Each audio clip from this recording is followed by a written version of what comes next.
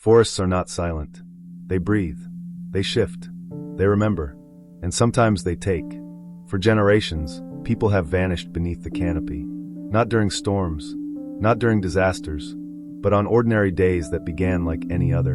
A morning hike, a hunting trip, a shortcut home, and then nothing. No screams, no struggle, no clear trail leading out. Just absence.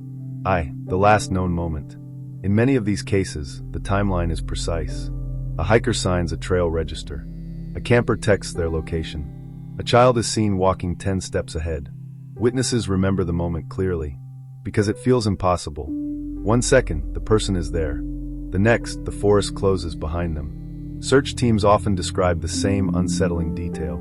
The trail doesn't continue. Footprints stop abruptly. Scents vanish mid-path. Tracking dogs hesitate, confused, as if the ground itself refuses to cooperate. 2. When the forest doesn't behave normally.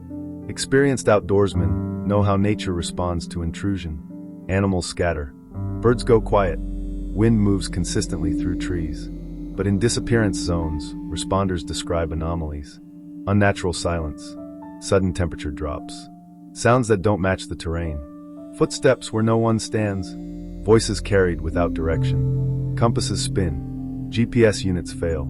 Radios crackle with interference. These are not the conditions of a simple accident. They are conditions of uncertainty. 3. The survivors who return changed. Not everyone who enters the forest disappears forever.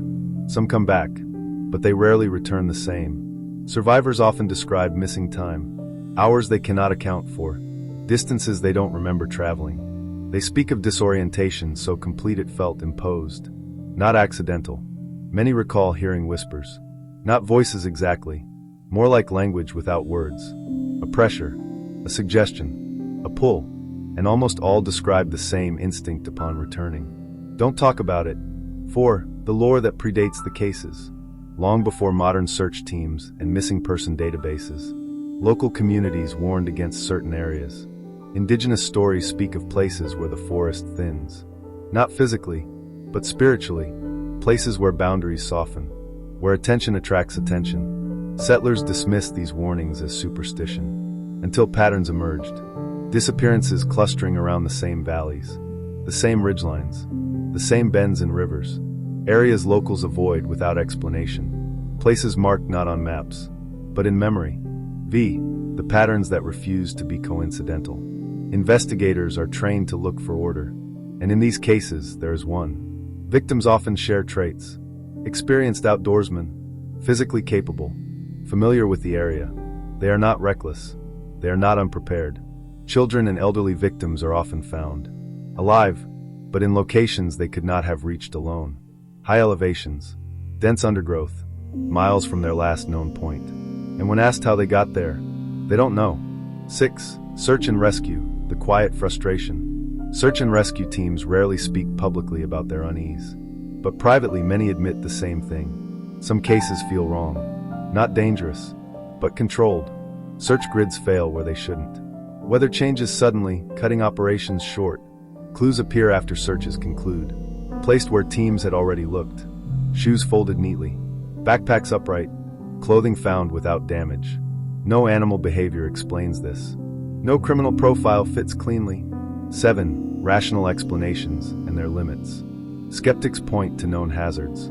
Hypothermia, terrain disorientation, predators, falls, and many disappearances can be explained this way. But not all. Some cases defy probability. People vanish within sight of others. Experienced trackers lose trails instantly. Weather reports contradict survivor accounts. The forest behaves inconsistently. And inconsistency is what troubles investigators the most. 8. Why the forest inspires fear. Forests represent humanity's oldest vulnerability. They are vast. They are indifferent. They existed before us. But what unsettles people isn't the danger. It's the suggestion of awareness. That the forest isn't merely a setting, but a participant. A place that notices intrusion. That responds. Not violently. Quietly.